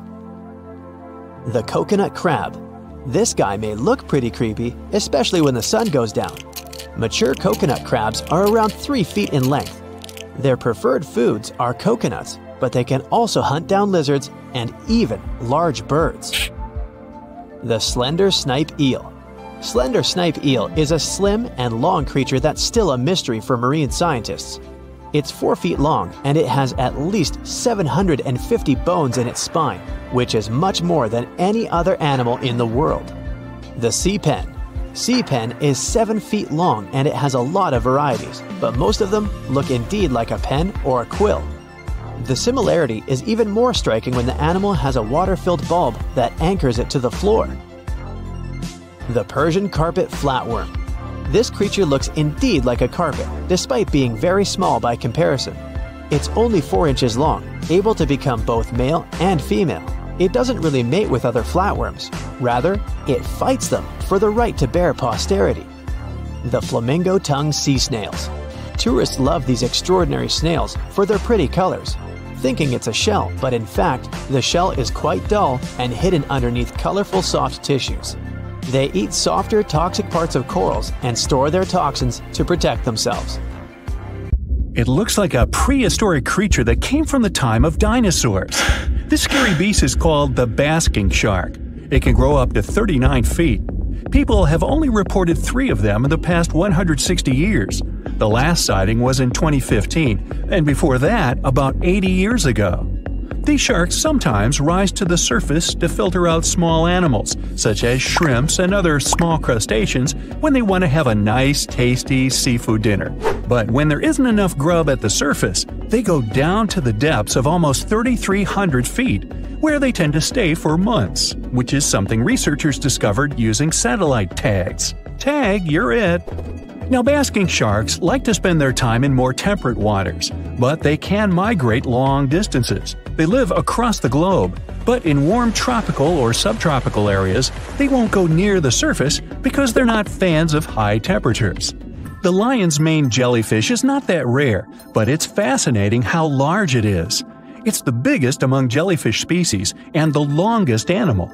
Its total length can reach 120 feet. That's approximately 23 feet more than the longest blue whale scientists know about. The jellyfish has around 70 to 150 tentacles, and they all contain huge amounts of neurotoxins that can seriously harm you if you come in contact with the animal. But people don't usually come across this type of jellyfish because it rarely lives near the coast, preferring the open ocean. Generally, you can find the lion's mane jellyfish no deeper than 65 feet below the surface, where it dines on small fishes, zooplankton, and some other types of jellyfish. It uses its tentacles to catch its value meal. Hey, you want fries with that? The giant phantom jelly comes out of the darkness and depths of the ocean's midnight zone. Its sun hat-shaped bell reaches over 3 feet across. This bell trails 4 ribbon-like mouth arms that can be up to 33 feet long. This quite rare creature uses its mouth arms to catch unfortunate animals swimming around and not knowing what's coming for them. Giant phantom jelly propels itself through the water with periodic pulses coming from its orange head. It glows faintly and mysteriously in the pitch-black depths. It lives across the globe in all the oceans except for the Arctic. I'm guessing it's too cold. Because of its odd shape, people often call the oarfish the dragonfish or sea serpent. It's about 26 feet long, which makes it the longest bony fish we know about, and lives at depths of 3,300 feet. Oarfish spend most of their time in the deep, dark parts of the open ocean in tropical and subtropical areas. They almost never come to the surface, unless, invited. It's a ribbon-shaped and shiny silver creature with a long red dorsal fin and red oar-like pelvic fins. Its body has no scales and is very thin. The fish can grow to a length of about 30 feet and weigh 660 pounds. Oarfish have really big eyes that help them see better in their dark, scary surroundings. The frilled shark is definitely one of the gnarliest-looking marine animals out there. If you saw it somewhere, you'd probably think you went back to the age of dinosaurs. Yup, the frilled shark is a prehistoric creature because its roots go back 80 million years. This living fossil can grow to be 7 feet long. It got its name from its frilly gills. Even though frilled sharks have the shark part in their name, they swim similar to an eel in a distinctly serpentine way. Its mouth is terrifying. Similar to the maw of the great white shark, it has 300 trident-shaped teeth lined in 25 rows. Hey, come a little closer, huh? Researchers discovered this creature in the 19th century, but people rarely see it, and no wonder. It usually lives at depths of between 390 and 4,200 feet. Most of the time, the frilled shark feeds on squid, swallowing them whole. Its long jaws allowed the frilled shark to gape extra wide and swallow animals half as long as its entire body. Goblin sharks are very rare. Researchers have spotted fewer than 50 of them in more than 120 years. But maybe that's for the best, since we're talking about a pretty scary fella with a narrow snout and sharp teeth. It's also capable of thrusting its entire jaw outward when it wants to catch something. Sounds familiar. As it's lurking through the dark depths of the ocean, a goblin shark sees a small squid that looks quite yummy. The dangerous animal inches toward the squid. When the poor creature notices the predator, it tries to dart away, but it's too late. The shark has already thrust its jaw the whole 3 inches out of its mouth. This jaw is connected to the flaps of skin the shark can unfold. This helps a lot because the goblin shark is a sluggish animal, so it's pretty hard for it to chase its food. After finishing its lunch, the goblin shark puts its jaw back in its mouth and swims away as if nothing's happened. Goblin sharks mostly live at the bottom of the ocean. Like many other shark species, they prefer swimming alone. Here's a silver-colored creature with very rough skin. That's the ocean sunfish, with a total length of almost 11 feet. Its other name is mola. The ocean sunfish is the heaviest of all bony fish out there. People sometimes call it a swimming head because of its bizarre appearance. These creatures have such a weird shape because they're born with a back fin that never actually grows. It just folds into itself as the animal matures and creates a rounded rudder. The sunfish is a bit clumsy. It moves with the help of its mighty fins that allow the animal to swim on its side. This marine inhabitant is a solitary creature. It mostly feeds on zooplankton and jellyfish. The spotted wobbegong is one of the world's rarest sharks. It grows to be more than 10 feet long. It may not look as terrifying as some of its shark relatives, but it's pretty good at catching unsuspecting animals swimming past, mostly during the night. The animal has a spiracle, which is why it can breathe while staying still at the bottom of the ocean. It's motionless most of the time, which is why you can barely notice it. Its flat body and large pelvic and pectoral fins blend in with the underwater terrain. That's why they're so good at hiding. This ability helps when these sharks want to protect themselves too. Wobbegong means carpet shark. They usually live close to the ocean floor in coral reefs, on sandy bottoms, and under piers. People have even spotted the shark in the water that is barely deep enough to cover its flattened body. Now, blobfish lack teeth and bones, so they can't actively hunt. Since they don't have much muscle mass, they can barely move around. Hey, I had a roommate like that once. They get their energy from animals they scoop up from the seafloor.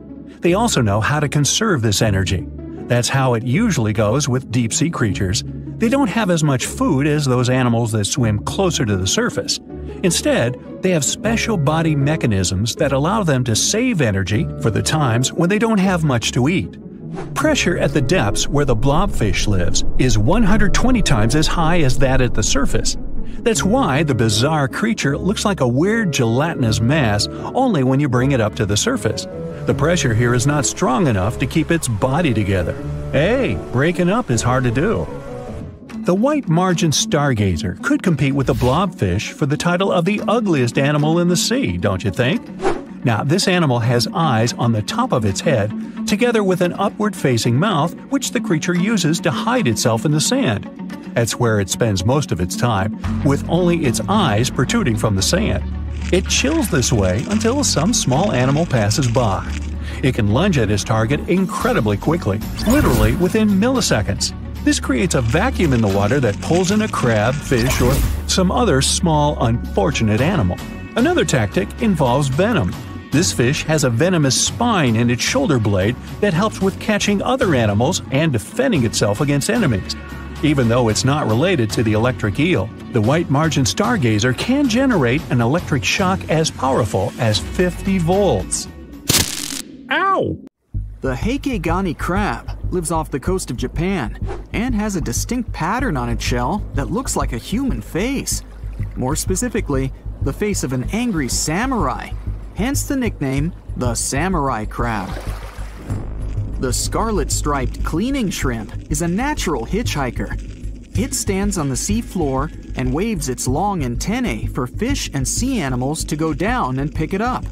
Then it pays for the ride by cleaning the host from bacteria and plankton. Sea salps are often confused with jellyfish, although they're closer to Portuguese man-o'-war. They're very quick to mature, growing from newborns to adults in less than 48 hours. The Galapagos Islands are legendary. They've got giant tortoises, blue-footed boobies, Sally Lightfoot crabs, and red-lipped batfish. But if you've ever swum around there, you might have seen something really unexpected in the water. Iguanas, everywhere. These large marine reptiles eat the algae that grow on underwater rocks. They're strict vegetarians. I bet the fish are happy about that. A long flat tail designed for swimming helps them move around, and sharp claws keep them on the rocks for their daily sunbathing sessions. But watch them closely, they sneeze a lot. They haven't got a cold or anything, they're sneezing out salt. A special gland keeps the salt out of their nose, and they've got to get rid of it somehow. Sounds painful. What's cool is that they don't mind us in the water with them. Because the islands have been so isolated, the creatures here aren't afraid of humans. Fish can fly too. Thanks to their wing-like fins, flying fish can soar a distance of about 600 feet, almost as long as 2 football fields. They need flight to escape from predators. The skeleton shrimp could be the stuff of nightmares if it wasn't so tiny. As it is, it looks like a stick insect, but almost completely transparent. This creature looks more like a fish from a horror movie than from Earth's oceans. The sea devil anglerfish resides at a whopping depth of 3,200 feet and has no shortage of weird features: razor-sharp teeth, a misshapen body, and an unsettling stare. But perhaps the creepiest thing about the sea devil anglerfish is the way it catches its prey. It has a fishing rod type appendage on its forehead that has a glowing light attached to the end to attract animals. Once these animals come close enough to the light, bam, they're captured by the sea devil's massive jaws. These guys are even capable of eating prey larger than they are, so their eyes aren't bigger than their stomachs. Starfish can cover their prey with their stomachs and eat it outside its body. Then, they simply bring their stomachs back inside. Well, that's handy. Their relatives, sea cucumbers, can do the same party trick, except that they leave part of their guts behind to scare their attacker. It's okay, the missing parts quickly grow back. Cockatoo squids, or glass squids, are a large genus whose members can reach quite impressive size. Yet, one thing they have in common is that their bodies are transparent, and the internal organs glow in the dark. Despite the hairy octopus looking like it's forgotten to comb its hair in the morning, it's actually its skin that's sticking in every direction. Other sea creatures have a harder time realizing where the octopus itself is this way, I guess. The hairy squat lobster lives in reefs, hiding from its enemies in crevices. If you're lucky to see it, you'll instantly notice the drastic difference between its whitish hairs and vibrant pink and violet claws. If you step on a sea urchin, you're gonna know right away. Look at those spikes. While they're not aggressive, they've got a great defense going against any creature that wants to eat them. Venomous spikes and a poisonous bite. Pick your poison, literally. They live in all the oceans of the world, so avoiding them is out of the question. They mostly hang out in shallow water, hiding in rock pools and reefs. So unmindful people step on them a lot. The long venomous spikes of the urchin look like needles. They feel like them too. They can go in quite deep, plus they release a strong toxin. So what's the cure? Remove the spikes quickly and wash with salt water. Sea turtles are constantly crying. They're not sad or anything. The weeping is only because they excrete excess salts from their body through their tears. Box jellyfish tentacles grow up to 10 feet long, and each tentacle has 5,000 stinging cells. Not bad for a creature that's mostly just water. Their venom is strong enough to paralyze anything they want to eat. Now, if you happen to get stung, it's going to hurt a lot. Its toxins contain proteins that affect the heart, skin cells, and even our nervous system. No wonder it's considered one of the most dangerous creatures on the planet. I wouldn't recommend using sunscreen, soda, coffee, or other older methods. They don't work. Your best bet is some good old-fashioned seawater. Looks like jellyfish are the rulers of the ocean, not sharks. The margin sea lizard isn't an actual lizard. It's a kind of sea slug that dwells close to the water surface. It swims upside down and somersaults to get food. And let's admit, it looks very cute. When some foreign object gets into an oyster's shell, be it a grain of sand, a parasite, or garbage, the thing irritates the mollusk's inner walls. Since the animal can't spit the item out, it envelops it in thin layers that separate from the body. These pearlescent layers accumulate until they form a round pearl. In the past, people believed that pearls were the tears of mermaids. Now we know they're just some decorated debris. Dolphins have highly developed communication. They call each other by name. Each dolphin responds to a specific sound. Mostly they say, "Stop calling me Flipper." The orca is the largest of dolphin species, and they actually have different cultures. Two orcas from different social groups won't even understand each other's language. They're the only animal known to do this. I wonder if they developed any Google Translate for dolphins. The banded shrimp, or banded boxing shrimp, was really aptly named. It's got bands of color all over its body and always stands in a boxer-like, ready-to-strike pose. The brown-lined paper bubble is another sea slug, and it definitely looks like one.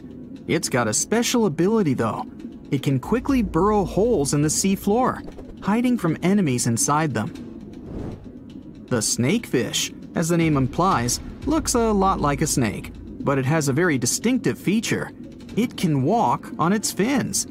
Thanks to this peculiarity, it easily crawls from one waterbed to another, choosing habitats more to its liking. On the way, a snakefish can get hungry, for sure, so it often munches on small birds and rodents. It can grow quite big, though, and hunt even larger animals. How much weirder can it get than to walk through the woods and suddenly see a huge and toothy fish stalking some rabbit? The alligator snapping turtle catches its prey by going fishing. Its tongue looks like a worm, and the turtle waits with its mouth wide open at the bottom of a stream, lake, or pond until some unsuspecting fish takes the bait. Then, snap! The jaws come together faster than the blink of an eye, and dinner is served.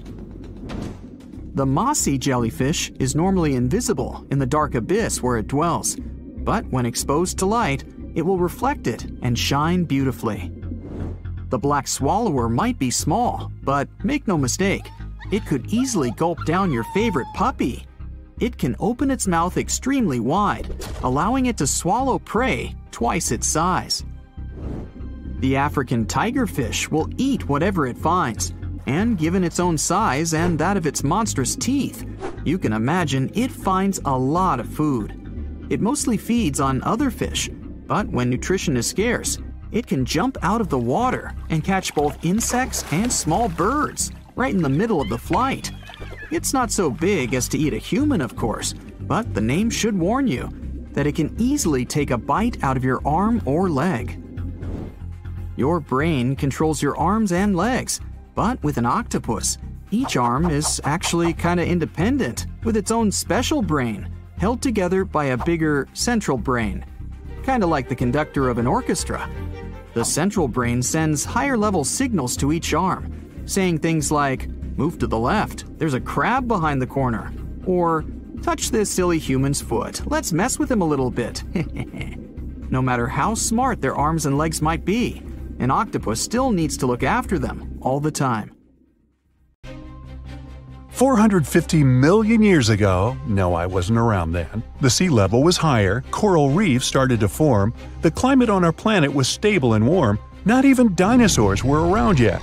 The time when bony and jawed fish we know as sharks appeared.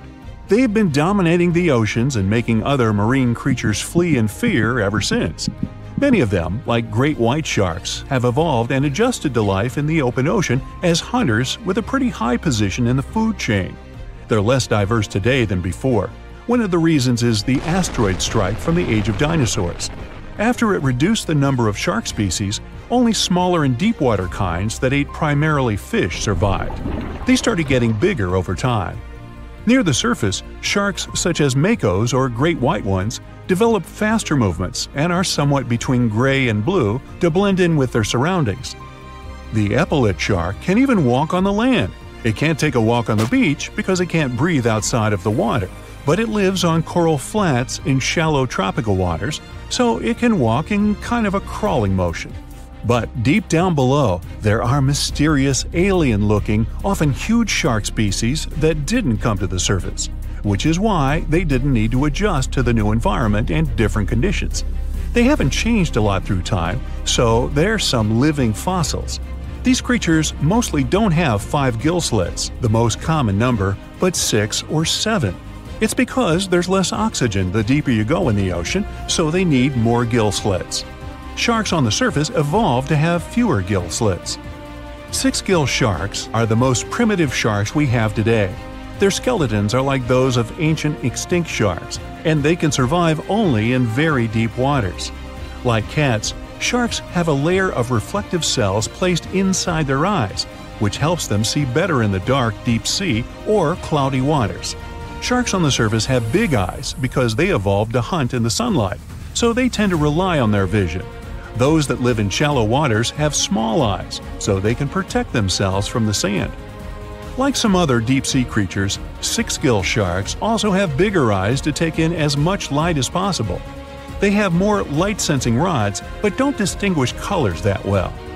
In the ocean's twilight zone, with the minimum of sunlight, there's a couple of bioluminescent shark species. They don't take in light within their eyes, but produce or re-emit it with their bodies.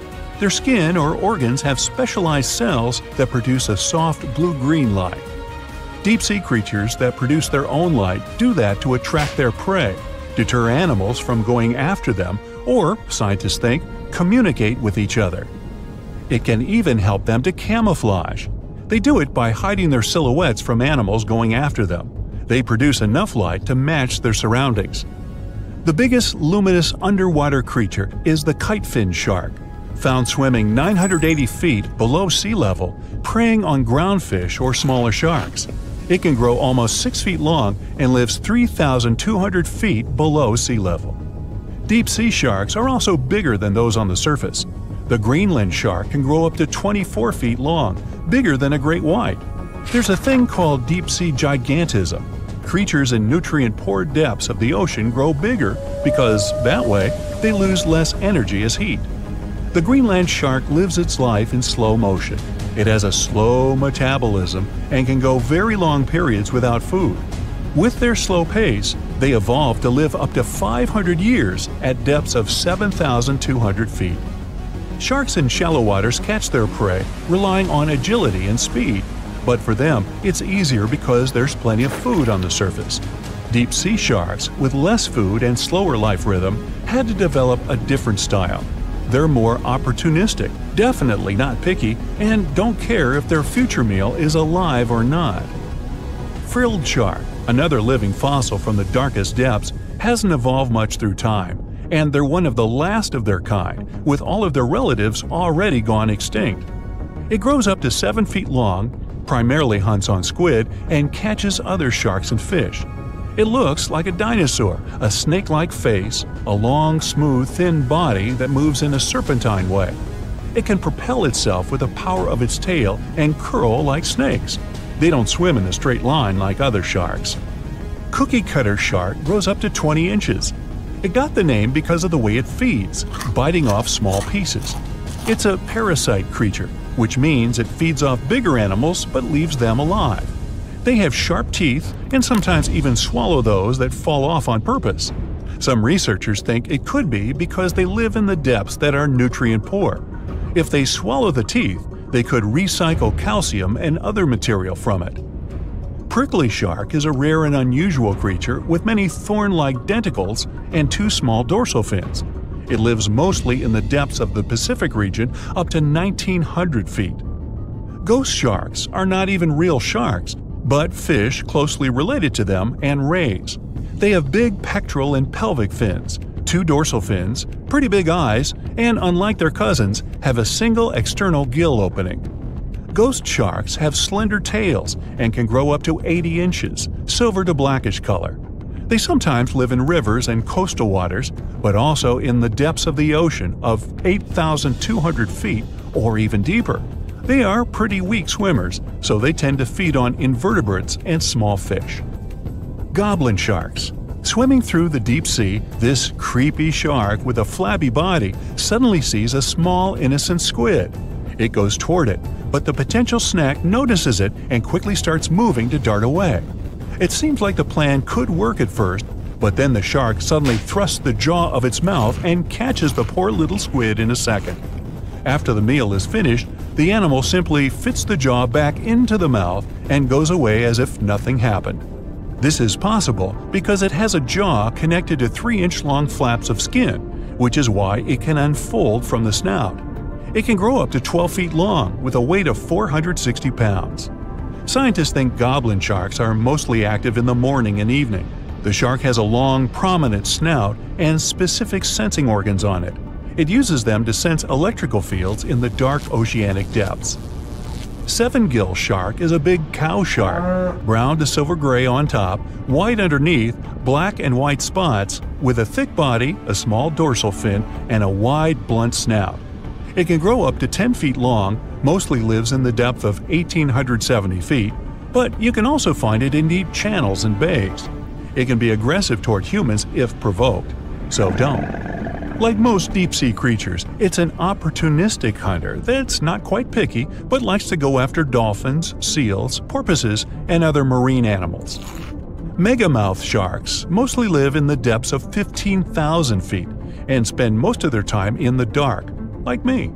Scientists discovered it in 1976 because it went near the surface at night to feed on zooplankton. That's the only time these sharks go there. During the day, they return to their quiet, dark, and mysterious depths. They are filter feeders, which means they keep their mouths wide open while swimming, so they filter the planktons they like to eat. There are organs that produce light inside of their mouths, which attracts potential prey, such as pelagic crustaceans. These sharks live in the deep parts of the ocean, but you can rarely find them below almost 2 miles. Scientists think some other, stronger bony fishes outcompeted them. Deep parts of oceans became oxygenated around 70 million years ago, and sharks have been around way longer. But bony fishes adjusted and adapted efficient ways to use oxygen, while sharks were slow with adaptations, so they lost. Also, oceanic depths are way colder, which is challenging for fish and the rest of cold-blooded animals because the speed of their metabolism widely depends upon the external temperature. Dwarf lantern shark. Sounds kind of like a superhero, huh? This is the smallest shark in the world. It's only the size of your palm, and it can glow in the dark. Well, that's a superpower. Blue-ringed octopus. The most beautiful octopus in the world. But the bright colors of animals usually indicate they're venomous. An antidote to its venom is yet to be found, although this little guy is the size of a TV remote. Sarcastic fringehead. Though this fish is only 12 inches long, it can eat prey much larger.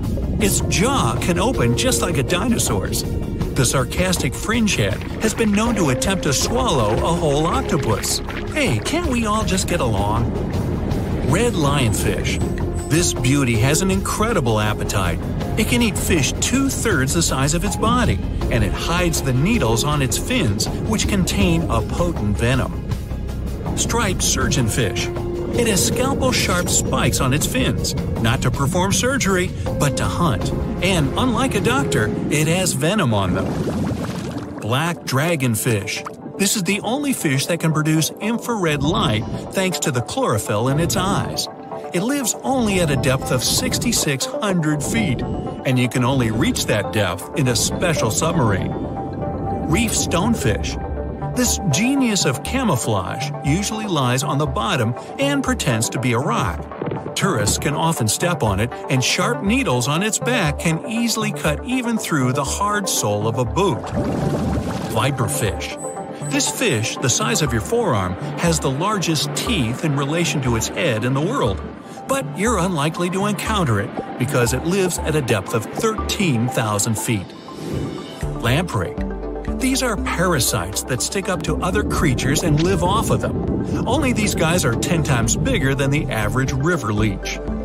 Mega piranha. The most aggressive fish in the world, the size of a Doberman dog. A pack of these guys could leave nothing of an entire cow in just a couple of minutes. Fortunately for all of us, they ceased to exist 8 million years ago. Whew! Black pacu. Pretty ordinary big fish until it opens its mouth. It has human-like teeth, and the richest black pacu even had golden dental crowns. Just kidding. Payara, the most dangerous freshwater resident. It can swallow prey half its size. Even piranhas fear this monster. Anglerfish. It has a fishing rod on its head. It's a bait that lures small fish right into the mouth of this hunter. Slender snipe eel. It's very long and flexible due to the number of vertebrae in its back. There are 750 of them. By comparison, we only have 33 to 34 vertebrae. Barracuda. Its jaw is similar to that of a great white shark, but its trademark is speed. It would beat any Olympic swimmer at 29 miles per hour. Ocean sunfish. It's a fish the size of an adult person, and it's the heaviest bony fish in the world. Although peaceful, thank goodness, they sometimes damage the bottoms of small fishing boats. Frilled shark. Its length would allow it to successfully play basketball. It hunts with the strategy of a snake. The shark bends its body and then makes a sharp dash forward, and it has 300 teeth. Plenty of frills there. Electric eel. Its feature is its electrical organs, which can discharge 4 times as much as a normal household socket. The electric eel's shock can easily stun a large horse. Box jellyfish. It doesn't just drift in the waves near a shore like a regular jellyfish. Oh no! These guys are very fast and can even catch up with a person in the water. And their sting is hazardous. They don't look for trouble, but they're always ready to defend themselves. Goblin shark. Its snout ends in a long blade-like outgrowth, and its jaw could extend all the way to the end of the snout. It's one of the most terrifying sharks in the world, despite its tender pink color. Saltwater crocodile. This is the most bad-tempered crocodile on the planet, and one of the largest at 20 feet. They're not afraid of humans and only consider us as food. Hey, don't snack on me. Great white shark, the most notorious inhabitant of the oceans. Once, a great white shark pierced the bottom of a tourist yacht. The boat sank, but luckily no one was injured or eaten. Greenland shark. These are the real long livers of the marine world. They have a very slow metabolism and can live up to 300 years. For comparison, the oldest human was 122 years old. Giant oarfish. This fish is as long as a giant anaconda, and it holds the title of the largest bonefish in the world. Giant manta ray. This creature might look like it's smiling, but it'll rush at you without hesitation. They reach up to 16 feet in diameter and have a very sharp spike with a neurotoxin. Great. Orca. They can swim at the speed of a car and are as big as a large minivan. And they're the only sea hunters that can jump out onto the coast and grab their prey there. Dunkleosteus.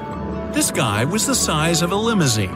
Although it had no teeth, it had bony plates that gave it one of the strongest bites among sea creatures. Camaraceris. This is an ancient clam of incredible size, but 90% of its entire body was a cone shell. It was heavy, which prevented it from moving very fast. So most of the time, Camaraceris lay motionless on the bottom, waiting for small fish to swim by. Kronosaurus. It was similar to a crocodile, only several times larger. The remains of one of them contained dinosaur bones, so Kronosaurus hunted not only in the sea, but also on land. Helicoprion. One of the few species to survive the Triassic extinction event. It did so thanks to its high intelligence and a powerful fighting tool, the circular saw-shaped jaw on its nose. Elasmosaurus. Its appearance resembles a giraffe, only twice as big. And these guys were real travelers. They swallowed small rocks to grind their food. 300 rocks from all over the world were found in the remains of one of them. Colossal squid. It weighs as much as 2 polar bears and is 5 times as long as a human. They're extremely rare, but still exist far out in the cold waters of our planet. Humpback whale. Like ordinary whales, they feed on plankton and small fish, using their mouth as a huge net. They use their giant tail to stun large schools of fish. Mosasaurus. Aren't you impressed that I can say these Latin names? No? Oh well. The Mosasaurus were as big as a subway car and were the kings of the seas 66 million years ago. Their jaw and skull were snake-like, and they could swallow their prey whole. Today, we can still find their relatives, the monitor lizards. They monitor where you go. Not really. Melville's Leviathan. Now this guy had the biggest teeth ever known. They were basically as big as half your hand, and their appearance resembled something between an orca and a sperm whale. Leadsichthys. They were bigger than a school bus, but they weren't hunters. Their large size prevented them from being fast, so they fed mostly on plankton. Megalodon. Ooh, the most famous ancient sea creature. They were heavier than a tank or even a small house. Some people think they're still living in the deep waters of the ocean, but this, of course, is not true. Basilosaurus. Giant ancestors of modern whales. They had large lower limbs. Perhaps it's because they used to be land creatures, but in the course of evolution, they gradually moved into the water. Cachalot. Sounds like it should have been on a baseball team. They were almost as long as a basketball court. Their brains weighed 15 pounds. That's 7 times the weight of a human brain. Say whale. Okay, whale. Actually, it's its name, not a command. One of the best swimmers of all whales. Say whale could go up to 31 miles per hour and dive deeper than the height of the Empire State Building. Shastasaurus. Though only bones remain of this monster, calculations say it was as long as a tennis court or as a truck and trailer. Blue whale. The largest mammal to ever live on our planet. Its heart alone weighs as much as a big motorcycle, and its veins are as wide as a big pot. And these guys can sing songs. Lion's mane jellyfish. The world's largest jellyfish. It has a hat 7 feet wide and tentacles as long as a 10-story building. Although they're not dangerous at all, people can still get tangled in their incredible tentacles like in a net. Portuguese man-o'-war. Although its head is very small, just like an ordinary jellyfish, its tentacles are as long as half a soccer field. And these things are venomous. They paralyze fish and anything caught in them, even people. So, stay away, huh? That's it for today. So hey, if you pacified your curiosity, then give the video a like and share it with your friends. Or if you want more, just click on these